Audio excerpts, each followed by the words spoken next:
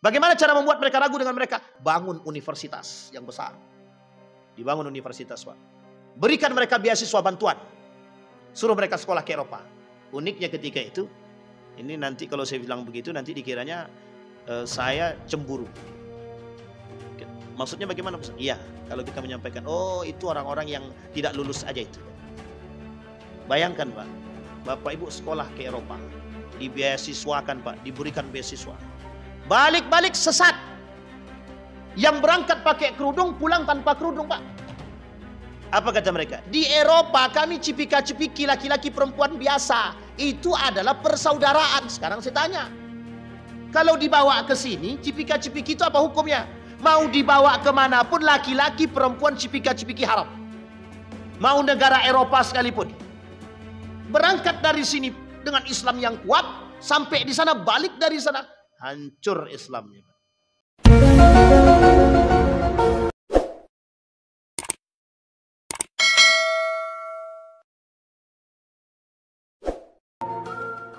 Alhamdulillahi Rabbil Alamin. Alhamdulillahilladzi arsala rasulahu bil huda wa dinil haq liyudhhirahu 'alad dini kullih. Wa kafa billahi syahida. Ashhadu an la ilaha illallah wahdahu la syarika lah wa ashhadu anna Muhammadan 'abduhu wa rasuluh la nabiyya ba'd. Allahumma salli wa sallim wa barik ala hadzal nabiyil karim. Allahumma salli ala Muhammad wa ala ali Muhammad fil alamin innaka Hamidum Majid. Ya ayyuhan nasu taqu rabbakumul ladzi khalaqakum min nafsin wahidah wa khalaqa minha zawjaha wa batha minhuma rijalan katsiran wa nisaa wattaqullaha alladzi tasaaluna bihi wal arham innallaha kana 'alaikum raqibah. Puji syukur kehadirat Allah dengan mengucapkan alhamdulillahirabbil alamin, bersalawat kepada Nabi dengan mengucapkan Allahumma salli ala Muhammad wa ala ali Muhammad fil alamin innaka Hamidum Majid. Bapak Ibu sekalian yang berbahagia, sehat semua? Kita berdoa kepada Allah di tengah arus kesesatan yang begitu deras hari ini. Semoga Allah jaga akidah kita dan keimanan kita. Bapak Ibu sekalian yang berbahagia,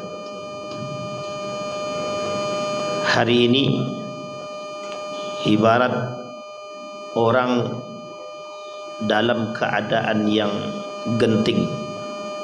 Nah, kita hari ini itu berada pada posisi kegentingan, sehingga kalau bahasa Nabi itu, orang yang hidup di akhir zaman ini itu kalau tak pandai-pandai dah selesai dah. Jadi Bapak Ibu, kalau kita lihat sekeliling kita sekarang, itu semuanya kekufuran mengintai kita, kesyirikan mengintai kita, kesesatan mengintai kita. Ini tiga ini yang paling berbahaya nih. Salah buat bisa syirik, bisa kufur. Salah langkah bisa sesat, bisa kafir. Coba bayangkan. Salah kita melihat atau salah kita memposisikan diri, bisa kita terjebak dalam kehancuran. Bahkan sederhana sekali, satu contoh yang sangat-sangat sederhana dan terjadi dalam kehidupan kita sehari-hari. Ketika seorang suami atau anak dihadiahkan makanan atau dibuatkan atau dimasakkan makanan oleh istrinya, oleh orang tuanya, tiba-tiba dia mengatakan, tak ada enaknya makanan ini, sama sekali tak sedap. Ini perbuatan sederhana hanya karena melampiaskan rasa tidak suka, tapi bisa terjebak dalam kekufuran dan kesesatan. Sederhana kan? Ketika Bapak Ibu mengatakan hati-hati betul kalau dalam berucap itu. Alhamdulillah. Selalu hadirkan Allah dan selalu berta'awuz. Na'udzubillah minasyaitonir rajim. Aku betul-betul bangga sekali. Sangat aku bangga sekali melihat anakku berprestasi. Kau betul-betul bagus, nak. Tak ada yang lebih bagus daripada dirimu. Seolah-olah betul. Sepertinya kalimat ini sederhana, Pak. Jadi Bapak Ibu, saya mau katakan kepada kita, kita ini sekarang nih itu bukan sedang berperang dengan senjata, tapi kita sedang berperang dengan bahasa. Kata guru saya Hamid Fahmi Zarkasi itu, hari ini tuh perang yang nampak tuh perang bahasa. Sederhana tapi terjerumus dalam kekufuran. Hampir membuat manusia terjebak dalam kekufuran. Tapi memang sejalan dengan perkataan Nabi sebenarnya. Karena sejalan dengan hadis Nabi. Kata Nabi, kelak di akhir zaman itu, akidah itu memang dipertaruhkan, Pak. Memang betul-betul dipertaruhkan. Tergelincir sedikit habis gitu, Pak. Kita ambil contoh Bapak Ibu sholat. Imamnya bagus, merdu suaranya. Aku kalau tak imam tuh yang jadi imam, tak mau aku sholat. Kira-kira baik apa tak baik? Hati-hati, Pak. Sederhana kufur itu, Pak. Sederhana, Pak. Makanya bahasanya, Pak, sebenarnya sudah kita bahas di masjid ini beberapa kali. Satu, ada 30 tanda orang munafik. Dr. Ait Al-Qarni. Itu munafik, Pak. Di atas munafik itu ada yang lebih parah. Ada 20 yang menyebabkan rusaknya akidah dan syahadat. Syahid Hawa. Ada 10 yang bisa membatalkan keislaman. Sulaiman. Ada 10 yang bisa membatalkan keimanan. Syekh Abdul Wahab. Itu poinnya sederhana tuh, Pak. Cuma 10. Cuman 10 itu rata-rata orang-orang terjebak semua. Coba Bapak Ibu bayangkan. Ketika sedang mengatakan, ketika sedang meminta bantuan kepada manusia. Aku, Bang, berharap betul sama Abang bisa bantu aku. Coba bayangkan. Sekarang pertanyaannya, pertanyakan keimanannya itu. Pertanyakan betul akidahnya. Rusak, Pak. Amal ibadah kita tuh sia-sia semua. Tidak ada. Habis, Pak. Habis total. 70 tahun sia-sia umurnya. Cuma karena itu doang. Sederhana bahasa, sangat sederhana sekali. Baik. Nah, malam hari ini saya ingin lihatkan kepada Bapak Ibu siapa dalang daripada segala hal ini. Dulu saya sudah sampaikan di sini. Bapak Ibu mau katakan kami, Ustaz, lebih baik mempelajari fikih, tasawuf. Terserah Bapak Ibu, mau belajar apapun silahkan. Setinggi apapun Bapak Ibu mau belajar, mau ikut tarekat, silahkan, tidak ada satupun larangan. Tapi ingat Bapak Ibu, ingat, kata Nabi di akhir zaman, setiap orang di antara manusia kelak di akhir zaman itu, mereka akan beriman sesuai dengan pribadi mereka masing-masing. Dan kelak kata Nabi, orang yang beriman secara pribadi ini dipertanggungjawabkan di akhirat. Maka kata Kunto Wijoyo, udah tidak saatnya umat muslim itu beriman sendiri-sendiri. Solehnya tidak sebisa pribadi, harus berjamaah. Karena di akhir zaman tuh yang bisa selamat itu hidup berjamaah. Kalau sendiri tidak hidup. Coba bayangkan, Nabi bilang Islam akan hilang di tangan umat muslim. Pertanyaannya, kok bisa Islam hilang di tangan umat muslim? Ternyata yang merusak Islam itu siapa? Umat muslim itu sendiri. Bagaimana cara dia merusaknya? Maka saya katakan, Pak, kalau kita kaji tentang, Bapak Ibu wajib mengkaji sejarah. Bukan wajib sebenarnya, tapi lebih tepatnya penekanan, takkid. Sangat ditekankan. Coba lihat sejarah itu. Orang dulu jahiliyah, Pak, tidak punya Tuhan deh, Pak. Hampir-hampir ateis. Atau mereka mengacu kepada agama nenek moyang. Sekarang semuanya Islam, Pak. Tapi yang tak percaya dengan Tuhan ya umat muslim itu sendiri, Pak. Orang zaman dulu mereka nggak percaya kepada Allah karena memang di antara dua keraguan. Satu, mereka ragu bahwa itu apakah agama yang benar, atau mereka harus kembali kepada agama nenek moyang mereka. Karena agama nenek moyang mereka kalau mereka tarik ke atas itu panjang ceritanya, Pak. Sehingga kami mengikuti agama nenek moyang. Pertanyaannya apa agama nenek moyang mereka? Mereka sendiri tidak tahu apa agama nenek moyang mereka. Jahiliyah, Pak. Tapi waktu itu yang menghuni Madinah itu cuma yang menghuni Madinah dan Mekah itu kalau tidak kafir Quraisy, Yahudi, Nasrani. Sementara Majusi itu ada di Persia, Pak, di Iran itu. Pada masanya ya. Tapi sekarang tidak, umat muslim semua isinya, Pak. Maka saya katakan kalau kita merujuk kepada data, Pak, faktanya berapa jumlah umat muslim di muka bumi ini, khusus Indonesia, yang mengatakan bahwa Islam terbesar di dunia. Populasi muslim terbesar di dunia adalah Indonesia. Pertanyaannya, seberapa besar mereka bisa menjaga akidah mereka? Goyang, Pak. Nah, ini kembali, Pak.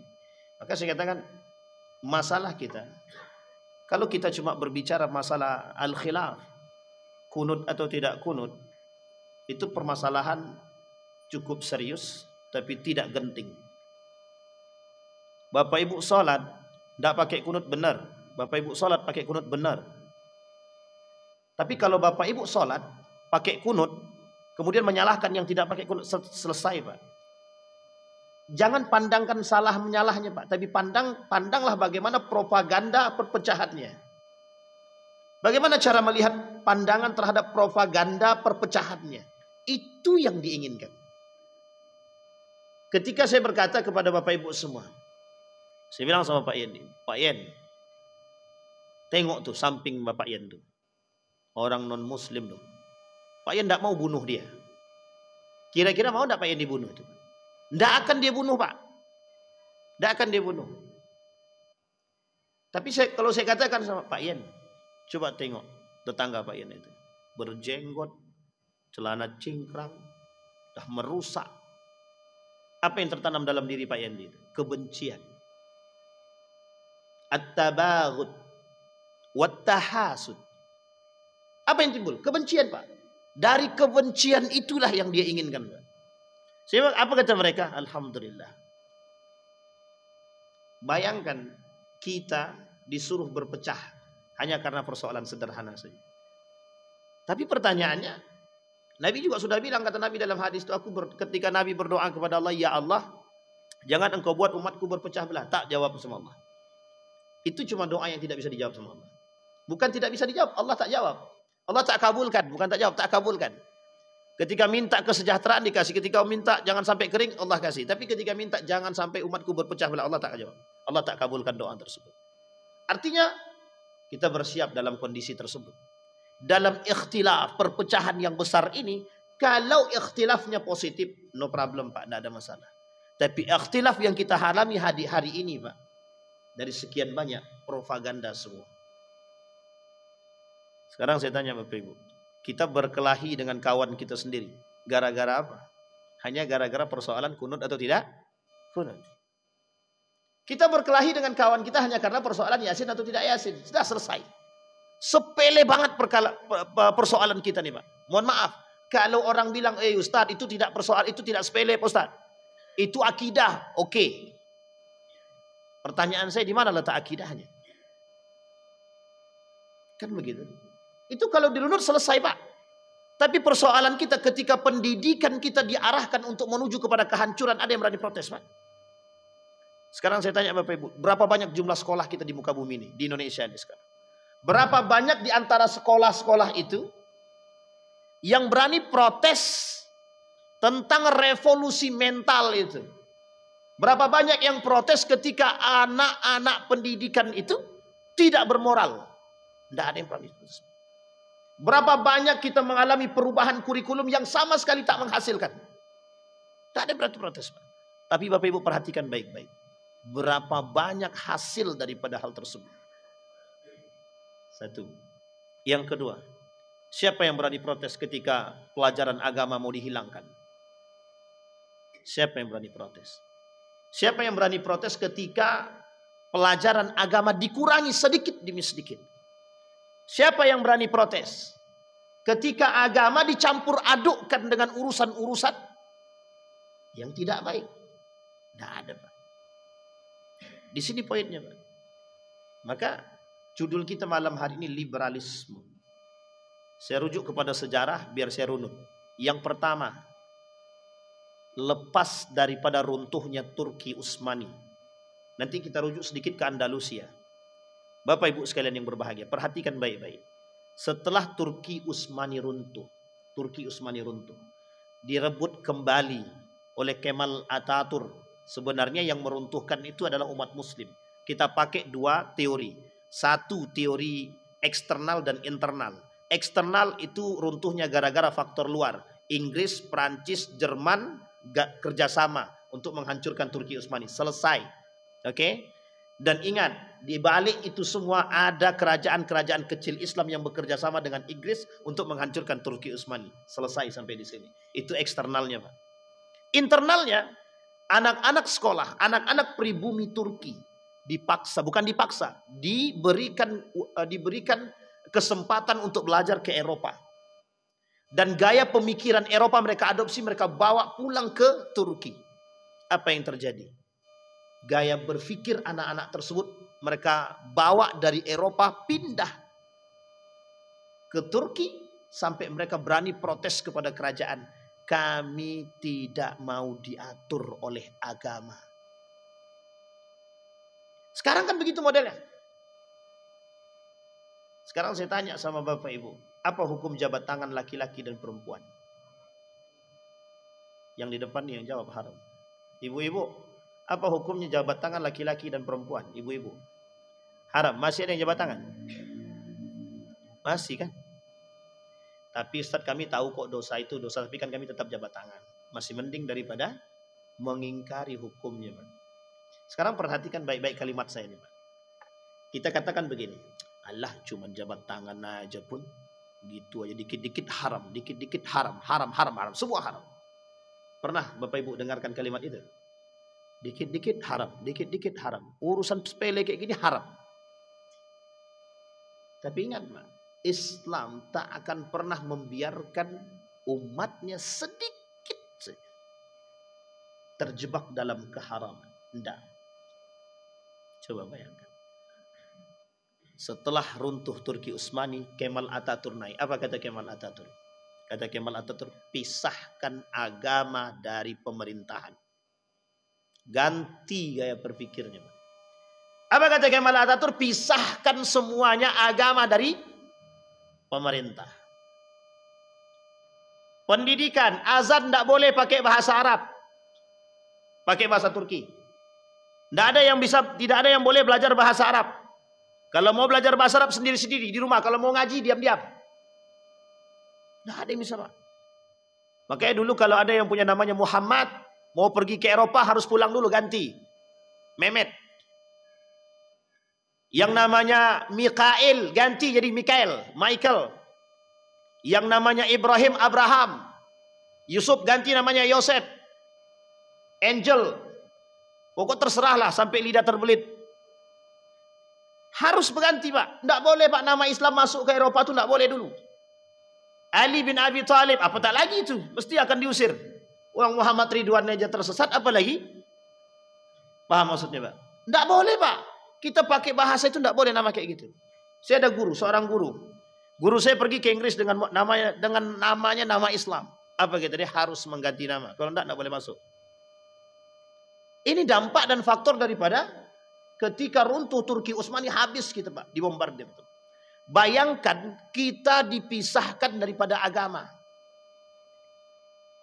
Sehingga mohon maaf ketika Turki hari ini naik itu tidak bisa dilepas daripada politik identitas. Apa identitasnya? Agama. Sekarang saya tanya, di mana umat muslim yang berani mengatakan kami Islam? Dan kami bangga memakai jenggot, kami bangga memakai jubah. Kami bangga membawa nama identitas keislaman kami. Malu, Pak. Jilbab ditarik ke leher, diikat. Yang ditutupi harusnya, tapi tak jadi ditutupi. Berjilbab tapi pakainya sewampit pol. Yang penting kami sudah tutup. Coba bayangkan. Itu gaya berpikirnya, Pak. Pendidikan kita begitu sekarang. Kita diajarkan bagaimana sekarang ini untuk berpikir lebih sederhana. Ridwan, jangan lo otak-atik sesuatu yang sudah berjalan. Itu sudah tradisi biasa aja. Kata mereka, biasa aja beragama tuh biasa aja. Tidak usah lebay. Sekarang besok Allah bilang, ya udah ndak apa-apa, ndak usah lebay masuk neraka aja, udah nggak apa-apa, ndak usah lebay. Apa kita mau begitu? Kalau sempat Allah katakan demikian, kalian berpakaian tapi telanjang kata dia. Kira-kira masuk surga atau neraka? Itu pertanyaan kalau kita ndak tobat, Pak. Sehingga mohon maaf, Pak. Cara mereka menguras pemikiran kita begitu caranya. Makanya mohon maaf, kenapa hari ini korupsi tidak bisa lepas? Itu ada sebabnya, Pak. Sederhana saja. Pelakunya muslim semua rata-rata kan? Tapi mengapa mereka nggak bisa lepas dari itu? Sederhana, Pak, bahasa masalahnya, Pak. Ketika mereka mengatakan, hari ini kami korupsi, Ustaz. Besok kami kan tinggal taubat. Selesai. Tahu-tahunya belum taubat dah masuk penjara. Coba bayangkan. Belum taubat sudah masuk. Masih mending masuk penjara. Kalau belum taubat dia mati dalam keadaan korupsi. Coba, apa yang mau kita bayangkan? Baik. Apa kata Allah dalam Al-Quran? Walan tarda ankal yahud walan nasara hatta tattabi'a millatahum. Kata Allah di dalam Al-Quran itu, kaum Nasrani dan kaum Yahudi tidak akan pernah senang dengan kita sampai kita mengikuti agama mereka. Sekarang saya rujukkan pada sejarah. Baru-baru ini muncul nama kelompok yang ingin menyatukan semua agama. Namanya Abrahamic Religion. Agama Ibrahim. Ingin menyatukan 3 agama. Karena dasar agamanya cuma 3. Islam, Yahudi, Nasrani. Tapi agama yang lain kok tidak masuk, bos, ada agama yang lain. Buddha, Hindu, Konfusius dan lain sebagainya. Bukan tak masuk. Karena waktu turunnya tak ada dalam itu. Tidak ada disebutkan. Karena mereka ini dalam Al-Quran cuma ada 3. Musyrikun, kafirun, muslimun. Muslimun itu kita. Kafirun itu Yahudi Nasrani. Musyrikun selain daripada Yahudi Nasrani dan Islam. Itu semuanya musyrikun. Berarti siapapun itu termasuk agama-agama yang lain. Sampai sini paham, Pak ya? Baik. Dalam perang pemikiran itu, ada setidaknya 4 poin yang harus kita pahami, Pak. Yang kelak menyebabkan munculnya pemikiran-pemikiran yang bias. Nah, nanti saya kasih tahu sejarahnya di Indonesia. Kita ambil contoh. Yang pertama, bagaimana mereka menginginkan kita umat muslim ini jauh daripada nilai-nilai agama, sehingga kita dibuat ragu dulu, tashkik terhadap agama itu sendiri. Apa contohnya? Contohnya ketika persoalan suap yang pernah saya sampaikan. Ada orang yang mengatakan suap itu boleh. Ada orang yang mengatakan jabat tangan itu boleh. Ada orang yang mengatakan joget itu boleh. Bagi perempuan di hadapan yang bukan muhrimnya. Padahal, coba Bapak Ibu cek di dalam pandangan para ulama. Apa hukumnya? Ada orang yang mengatakan riba itu boleh. Ada orang yang mengatakan khamar itu halal. Ada orang yang mengatakan salat itu tidak wajib. Ada orang yang mengatakan zakat itu tidak wajib. Ada orang yang mengatakan tidak penting puasa. Ada orang yang mengatakan pokoknya kami tidak pengen punya anak. Tuhan tidak usah atur-atur kami. Ada orang mengatakan nikah beda agama itu sah, boleh. Itu semua yang saya sampaikan itu contoh tuh, Pak. Orang dibuat ragu tapi tidak dibuat kafir. Cuma dibuat ragu dulu. Salah satu tujuannya berkembangnya arus pemikiran liberalisme ini disebabkan karena itu. Ketika runtuh Turki Utsmani habis, naiklah Barat Eropa ini, Pak, menjarah semuanya, Pak. Di Turki habis-habisan, Pak. Tidak ada sekolah-sekolah Islam. Kalau mau belajar bahasa Arab, sembunyi-sembunyi, Pak. Kalau ketahuan, para ulamanya diasingkan. Dulu begitu, Pak. Seorang ratu Inggris itu, dilihatnya telinga ini bersih, Pak. Oh, telinga itu bersih, itu berarti muslim. Saking bencinya mereka dengan Islam. Apa yang menyebabkan mereka benci terhadap Islam? Ada alasannya, ada Pak. Mereka tidak mau Islam itu bangkit lagi. Apa kata ratu itu? Kami tahu Islam ini bakal bangkit. Ada yang mengasih tahu? Ada Pak. Tapi mereka tidak pengen Islam itu bangkit lagi. Sama gaya berfikirnya dengan orang-orang yang zaman dahulu. Pada masa baginda Nabi Muhammad SAW. Bukan Abu Lahab itu tak tahu kebenaran Islam. Bukan Abu Sufyan tak tahu kebenaran Islam. Tahu Pak. Tapi Abu Lahab, Abu Jahal, Abu Sufyan dan abu-abu yang lain frontal menghadapi Islam ketika itu. Mereka tahu bahwa Islam itu cuma segelintir manusia. Sehingga mereka lawan Pak. Dengan berperang. Pada masa Nabi. Nabi dilempari daging-daging busuk. Itu udah paling terhina itu Pak. Nabi ditempeleng oleh Abu Lahab. Itu udah paling terhina itu. Pertanyaannya adalah ketika itu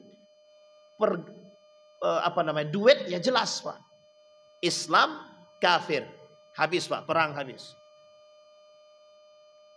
Kemudian Pak, ketika seorang raja pada masa dahulu itu ditawan oleh kelompok berperang muslim.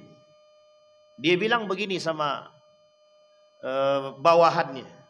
Kalau kita berperang dengan muslim, kita tidak akan menang. Tapi kalau kita berperang dengan pemikiran, ada kemungkinan kemenangan itu. Kalau kita berperang dengan senjata, Islam itu, Muslim itu, sekali perintah jihad, jihad semua Pak. Pada saat itu. Coba lihat resolusi jihadnya Syekh Hashim Al-As'ari. Oh itu fenomenal pada masanya Pak. Ketika beliau katakan semua para kiai pemimpin menunggu resolusi jihad, fatwa jihadnya. Seketika keluar fatwa jihad, dilawan semua Pak. Belanda dilawan Pak. Sekalipun taruhannya nyawa. Apa kata umat muslim ketika itu? Apa kata Syekh Hashim Al-As'ari? Yang mati dalam perperangan penjajahan ini, mati syahid. Sekarang sebenarnya kalau kita mau berperang, itu bisa juga mati syahid itu kita. Karena sekarang ini lebih dahsyat daripada ketika itu. Ketika itu perangnya dengan senjata, tombaknya jelas. Senjatanya jelas Pak, senapannya jelas. Kalau sekarang enggak. Kita mau bunuh dia, kita berdosa, tak dibunuhnya, kita yang dibunuhnya. Sampai sini paham ya? Karena mereka merusak kita dari sini. Nah, sekarang kita rujuk kepada makna liberal. Nah, liberalisme itu apa artinya Ustaz? Liberalisme itu artinya kelompok yang berpikir bebas. Nah, apa maksudnya berpikir bebas? Kami bebas melakukan apapun yang kami inginkan. Sekarang saya tanya sama Bapak Ibu. Apa dampak berpikir ini? Dampak berpikir ini tidak adanya keseimbangan. Kita ambil contoh. Bapak Ibu punya hak masing-masing. Sekarang saya tanya. Kalau Bapak Ibu tinggal di samping rumah saya. Jam 2 malam saya hidupkan tape besar-besar. Saya arahkan sound system itu keluar. Itu hak saya atau haknya Bapak Ibu? Sound systemnya sound system saya. Mic-nya punya saya. Listriknya punya saya. Rumahnya rumah saya. Cuman karena Bapak Ibu tinggal di samping rumah saya. Kira-kira terganggu nggak? Sekarang saya tanya. Kalau setiap orang berpikir demikian. Kira-kira hancur nggak tuh? Itu yang terjadi sekarang. Itu yang terjadi sekarang. Setiap orang berhak. Makanya bahasanya kami bebas mau mengatakan apapun, kami bebas berpikir apapun. Sehingga mohon maaf bias yang terjadi. Setiap orang berpikir bebas Pak. Kami mau pakai jilbab atau tidak, Ustadz tidak usah ikut campur. Pribadi-pribadi kami, kepala-kepala kami, jilbab-jilbab kami.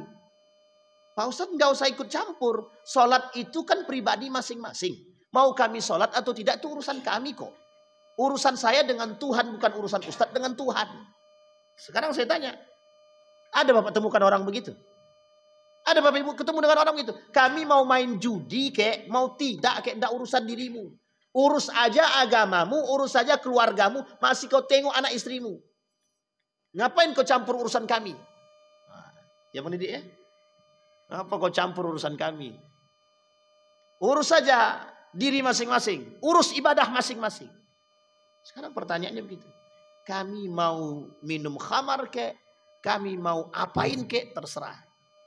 Sehingga mereka berharap dari gaya berpikir seperti inilah. Nah, Tapi yang dimaksud di sini Bapak Ibu, itu bukan hanya berfokus pada hal tersebut. Itu yang sepelenya. Ada yang lebih tinggi, ada. Kami berpikir bebas dalam urusan agama. Maksudnya bagaimana? Sekarang saya tanya Bapak Ibu.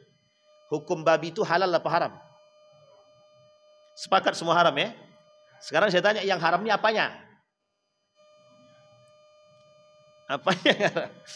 Semua ulama sepakat. Semua ulama sepakat. Keharaman khinzir itu ada dalam Al-Quran. Mau dagingnya, kemarin sudah kita sampaikan di sini, 160 produk dihasilkan dari daging babi, haram semua. Minyaknya apa, pokok tapi Ustaz, kulitnya Ustaz bisa buat tas bagus, haram juga. Mau kulit-kulitnya pun haram. Sekarang kita lihat. Mau dijadikan apapun kulit terserahlah. Sekarang kita lihat. Apa yang menyebabkan haramnya babi itu? Cacing pita Pak Ustaz. Berarti kalau kita bersihkan cacing pitanya bisa jadi halal. Sekarang pertanyaannya, begitu gaya berpikir mereka. Apa kata mereka? Kami cuci daging babi itu sudah bersih sebersih-bersihnya. Dan ini halal untuk dimakan. Coba bayangkan. Sekarang yang kedua. Apa hukum anjing? Halal atau haram? Haram apanya dulu? Ini kalau kita korek sedikit, bisa-bisa jadi penjual anjing semua nih. Pak, Bapak Ibu sekalian yang berbahagia. Anjing itu di dalam Al-Quran tidak disebutkan keharamannya. Ada 3 ayat di dalam Al-Quran tentang anjing. Tapi saya tak bahas ini. Yang saya ingin bahas adalah di dalam hadis Nabi, anjing itu haram dimakan itu karena dia buas. Dah selesai sampai di sini ya. Anjing itu dimakan haram karena dia buas. Yang kedua, anjing itu najis. Najisnya anjing itu ikhtilaf para ulama. Ya, ikhtilaf para ulama. Syafi'i dari A sampai Z semua yang ada dalam anjing itu haram semua, najis semua. Tapi Imam Abu Hanifah, Imam Malik, kata Imam Malik, tidak najis. Terus apa yang harus kita lakukan? Kita cukup beribadah, berta'abbud kepada Allah. Nah sekarang yang ingin saya katakan begini Pak. Ada satu kelompok, ya saya tak sebutkan kelompok tersebut. Apa kata mereka? Yang menjadi haram ini apa? Lah kalau seandainya kita sudah bersihkan yang haram itu, kalau kita makan kan tidak haram lagi. Kita ambil contoh. Khamar itu haram apa tidak haram? Haram. Allah sebutkan dalam Al-Quran keharaman Al-Quran. Sekarang pertanyaannya, apa yang menyebabkan Al-Quran, apa yang menyebabkan khamar itu haram? Memabukkan. Sekarang pertanyaannya, kalau minum setengah tapi tidak mabuk jadi haram apa tidak? Mutlak haram. Berarti yang menjadi ilat keharamannya bukan mabukkan. Terus apa dong? Baik, kalau kita rujuk lagi pada sejarah. Kapan itu diharamkan? Dan berapa kali? Dan mengapa diharamkan? Yang pertama, kata Nabi, jangan kalian dekati sholat kalau mabuk. Kata sahabat, kata salah seorang di antara mereka, setelah sholat kami boleh mabuk. Nabi diam aja. Yang kedua, ini Nabi yang bilang, ini Allah juga bilang dalam Al-Quran.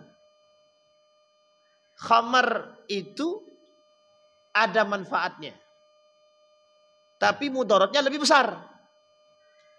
Ini tahapan kedua. Berarti pertanyaan saya, ada enggak manfaatnya dari khamar tadi? Allah kata loh, Allah kata dalam Al-Quran, khamar ini ada manfaatnya. Khamar ada manfaatnya. Tapi mudaratnya lebih besar. Sampai sini paham ya? Yang ketiga, baru kemudian Allah kata, khamar wal maisir rijsun min amal syaitan. Bagian daripada amal syaitan. Keharaman khamar dan maisir ini itu diperkatakan oleh para ulama itu bukan hanya pada masalah muskirnya, bukan hanya pada memabukkannya, tapi bagian daripada perbuatan syaitan yang menentang Tuhan, yang menentang Allah. Sehingga keharamannya bukan hanya pada memabukkannya saja, tapi pada zatnya. Maka disebutkan mutlak keharaman khamar. Tapi pertanyaannya, babi dalam kondisi terjepit boleh dimakan, anjing dalam kondisi terjepit bisa dimakan. Semua yang diharamkan dalam kondisi terjepit bisa dikonsumsi. Apa kata mereka? Kan di dalam Al-Quran itu tidak disebutkan yang dilarang itu menikahi kafir sekarang. Yang dilarang itu kafir pada masanya. Sampai di sini paham ya? Al-Quran bilang, jangan menikahi laki-laki muslim, boleh menikahi wanita ahlul kitab. Satu. Tapi selain daripada ahlul kitab, tidak boleh dinikahi. Mereka semua kafir. Perempuan muslim, muslimah, tidak boleh menikah dengan laki-laki kafir. Sekalipun ahlul kitab. Sampai di sini paham ya? Baik, sekarang kita lihat. Ada tidak ahlul kitab itu sekarang? Tidak ada. Tapi kata mereka, ahlul kitab pada saat itu yang mengerti kitab. Yang mengerti Taurat, yang mengerti Zabur, yang mengerti Injil. Pertanyaannya, berapa banyak hari ini orang yang mengerti Injil? Banyak, berarti mereka bagian daripada ahlul kitab. Artinya kalau bagian daripada ahlul kitab, laki-laki muslim boleh menikahi dengan wanita? Pertanyaannya, betulkah demikian? Pahamnya kaum liberal begitu. Nah, kelompok-kelompok seperti inilah yang muncul di tengah kita sekarang, yang ingin mencoba merekonstruksi gaya pemikiran kita yang dahulu disebut tradisional atau kolot. Sekarang mereka ingin angkat, lo pikir, lo buka lo otakmu. Umat muslim, buka gaya berpikir kalian, buka. Jangan terlalu picik. Islam ini luas, rahmatan lil alamin. Kalian jangan seperti itu, terlalu terkongkong oleh agama. Buka pemikiran kalian. Pandang. Sekarang saya tanya, kalau mereka cinta sama cinta, mengapa tidak? Itu kan maslahat kebaikan. Jadi karena kemaslahatan, Islam sangat menjunjung tinggi kemaslahatan. Jadi nikah beda agama, kalau ada maslahat yang lebih besar, halal apa haram? Boleh apa tidak? Sekarang saya tanya, Bapak Ibu, ada orang kafir menikah dengan anak Bapak Ibu, nauzubillah, menikah dengan anak orang muslim misalkan, bisa menyatukan keluarga yang berpecah belah. Ada manfaatnya di situ? Ada faedahnya besar? Ada. Apa faedahnya? Maslahatnya besar. Bisa mencampur adukkan, bisa menyatukan. Pertanyaannya, dalam agama bagaimana? Bagaimana dalam agama? Kita menjunjung tinggi maslahat dunia, tapi kita redupkan nilai-nilai agama. Itu yang terjadi. Maka gaya berpikir seperti ini, itulah yang diadopsi oleh kelompok yang disebut dengan liberalisme. Mereka menginginkan kita umat muslim ini agar membuka pola pikir kita dan menerima gaya berpikir seperti ini. Sehingga menurut mereka, kalau kita bisa berpikir seperti ini, kemaslahatan lebih terjaga. Kenapa? Karena kita bisa menciptakan toleransi. Sampai sini paham ya Bapak Ibu ya? Baik. Pertanyaannya kemudian muncul, apa sebenarnya tujuan kaum liberalisme ini? Tujuan kaum liberalisme ini, Pak, memisahkan Bapak Ibu, menjauhkan Bapak Ibu dari agama. Kata seorang raja tadi yang tersandra ini, kalau kita berperang dengan senjata, umat muslim akan jihad dengan senjata. Kita ambil contoh, Palestina. Mengapa mereka tidak mau keluar dari tempat mereka? Ini bukan persoalan tempat tinggal, bukan persoalan yang lain, tapi persoalannya adalah urusan jihad. Oke Bapak Ibu ya. Begitu juga dulu. Kenapa tidak kita biarkan aja negara Republik Indonesia ini diambil oleh Belanda? Ngapain kita perlu capek-capek capek-capek berperang? Yang ada kita membunuh diri kita sendiri. Tapi kita menjaga tanah air, Ustaz. Inilah asal muasal muncul. Kenapa? Hubbul watan minal iman. Cinta terhadap tanah air bagian daripada kita menjaga kehormatan kita, agama kita, dunia kita, bumi kita, harta kita. Itu diwajibkan dalam agama. Sampai sini paham Pak ya? Nah sekarang perhatikan baik-baik. Kalau kita tidak persoalannya jihad, maka kata raja tadi, Islam itu sangat kental dengan jihadnya. Karena dari ujung sejarah baginda Nabi Muhammad SAW sampai akhir Turki Utsmani, semuanya jihad. Ekspansinya semuanya jihad. Penaklukan Konstantinopel, jihad. Penaklukan Persia, jihad. Babilonia, jihad. Semua jihad. Dan mereka berani Pak. Melawan perang Uhud, jihad. Jumlah sedikit bisa menang. Nalar akal tidak masuk. Di Uhud menang, nalar akal tidak masuk. Khaybar menang. Semua yang ditaklukkan itu menang, Pak. Maka dalam sejarah Islam tidak pernah kalah sebenarnya. Dalam sejarah Islam kalau berperang dengan jihad tidak pernah kalah, Pak. Maka apa kata Khalid bin Walid? Selama Khalid bin Walid hidup itu, pernahkah Khalid bin Walid kalah dalam berperang? Tidak pernah, Pak. Apa kata Umar bin Khattab? Kalau tidak diganti, aku takut khawatir orang-orang akan mengkultuskan dia. Sehingga diganti dengan diganti dengan Ubadah waktu itu. Ibnu Ubadah. Coba bayangkan, sampai Khalid bin Walid itu julukannya orang yang berperang nggak pernah kalah. Pasca setelah dia masuk ke dalam Islam, selesai daripada perang Uhud. Coba bayangkan. Kata raja tadi, kalau kita berperang begini tidak bisa. Maka apa yang harus kita lakukan? Jauhi mereka dari nilai agama itu sendiri. Nah, bagaimana caranya? Kita tidak punya kekuatan. Bekerja samalah dengan Yahudi.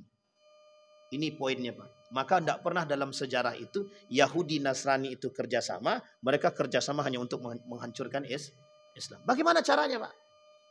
Caranya adalah lihat apa yang disukai oleh umat Muslim itu. Buat mereka terlena dengan agama mereka sendiri. Dan jauhi mereka daripada agama. Gimana caranya? Satu, kita rujuk kepada sejarah Andalusia. Kita ambil sedikit, beberapa menit. Apa kata Andalusia? Ada persoalan musik yang hari ini lebih dekat dengan umat manusia ketimbang agama itu sendiri. Dan ternyata betul sampai hari ini.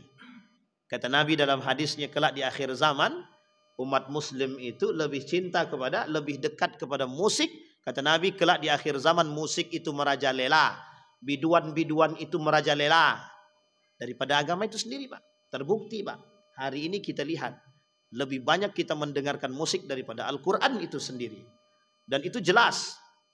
Yang kedua, jauhkan mereka daripada agama. Bagaimana cara menjauhkan mereka daripada agama?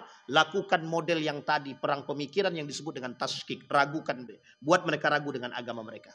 Bagaimana cara membuat mereka ragu dengan mereka? Bangun universitas yang besar. Dibangun universitas, Pak. Berikan mereka beasiswa bantuan. Suruh mereka sekolah ke Eropa. Uniknya ketika itu, ini nanti kalau saya bilang begitu, nanti dikiranya saya cemburu. Maksudnya bagaimana, Ustaz? Iya, kalau kita menyampaikan, oh itu orang-orang yang tidak lulus aja itu. Bayangkan, Pak. Bapak Ibu sekolah ke Eropa. Dibeasiswakan, Pak, diberikan beasiswa. Balik-balik sesat. Yang berangkat pakai kerudung, pulang tanpa kerudung, Pak. Apa kata mereka? Di Eropa kami cipika-cipiki laki-laki perempuan biasa. Itu adalah persaudaraan. Sekarang saya tanya. Kalau dibawa ke sini, cipika-cipiki itu apa hukumnya? Mau dibawa kemanapun laki-laki perempuan cipika-cipiki haram. Mau negara Eropa sekalipun. Berangkat dari sini dengan Islam yang kuat, sampai di sana balik dari sana, hancur Islamnya. Nah, kita sekarang sedang berhadapan bukan dengan mereka, Pak. Kita tak lagi berperang dengan orang Eropa, tapi kita berperang dengan diri kita sendiri yang mereka ini dipengaruhi oleh gaya berpikir Eropa. Sekarang saya tanya Bapak Ibu, bangga enggak Bapak Ibu sekolah di Belanda, anak Bapak Ibu sekolah Belanda? Lebih bangga mana Bapak Ibu sekolah, anak sekolah di Belanda atau anak Bapak Ibu sekolah di pesantren? Tidak ada yang berani jawab, kan? Lebih bangga mana? Sekolah di Mesir atau sekolah di Amerika, universitas ternama di dunia? Oh Pak, alhamdulillah kalau ada di Mesir kan senang kan? Tapi kan tak begitu dulu. Ustadz, anakku alhamdulillah Ustadz, dia dapat sekolah di tempat satu-satunya sekolah terbaik di dunia. Alhamdulillah. Balik-balik tidak sholat, Pak. Sekarang saya tanya, apa kebanggaan kita? Ini saya kasih tahu. Habibie itu pernah nyesal. Kenapa anakku tidak ada yang sekolah di pesantren? Apa kata Amin Rais? Ini Amin Rais. Amin Rais itu keluar McGill University, Kanada. Apa kata Amin Rais? Kesedihan Amin Rais yang diceritakan kepada kawan satu angkatan dengan saya ketika diminta untuk menjadi pimpinan pesantrennya Amin Rais Budi Mulia. Apa kata beliau? Sedih dia. Anaknya tidak ada yang lulus dari pondok. Kenapa? Ketika disuruh ngurus ini harus mencari orang lain. Coba bayangkan. Ternyata di akhir hayatnya seseorang, di akhir kehidupan sudah tua-tua tuh Pak. Tidak ada muara yang lain Pak selain daripada bagaimana beragama dengan baik. Pertanyaannya, menyesal itu di depan apa di belakang? Kalau di depan, Sampai sini bisa dipahami Bapak Ibu. Jadi ini gambaran. Kenapa saya ambil, tidak perlu saya mengambil yang luar. Kenapa saya mengambil dua orang tokoh kita? Karena bagi mereka baru merasakan betapa pentingnya agama itu ketika mereka berada di usia senja. Dan baru mereka sadari betapa pentingnya agama sebagai pondasi dalam rumah tangga ketika mereka berusia senja. Kenapa kami tak tahu dari dulu? Sekarang Bapak Ibu, di dalam rumah tangga liberalisme itu tidak perlu jauh kita temukan. Balik ke rumah kita, lihat di dalam rumah kita. Siapa yang menjadi musuh kita? Keluarga kita sendiri. Ini saya ceritakan sama Bapak Ibu. Bapak Ibu koar-koar pontang-panting sana. Tapi ini Nabi juga begitu, bukan hanya kita. Hei, orang-orang pakai kerudung. Tahu-taunya tante kita di depan rumah nggak pakai kerudung. Mau kita nasihatin dia tante, kata tante kau tuh masih kecil dulu aku asuh kata dia. Kau pula ngatur-ngatur aku. Goyang kita Pak. Tapi ingat, bayangkan. Nabi lawannya siapa? Anak dia sendiri. Nabi Yusuf, Nabi Ayub siapa lawannya? Anak dia, istri dia sendiri. Nabi Nuh siapa lawannya? Anak dia sendiri dan istrinya juga. Coba bayangkan. Artinya Pak, mohon maaf. Kalau kita rujuk kepada pemahaman liberalisme ini, kita harus kembali kepada rumah tangga kita sendiri. Apa kata orang keluarga kita kadang-kadang? Mohon maaf ya Pak.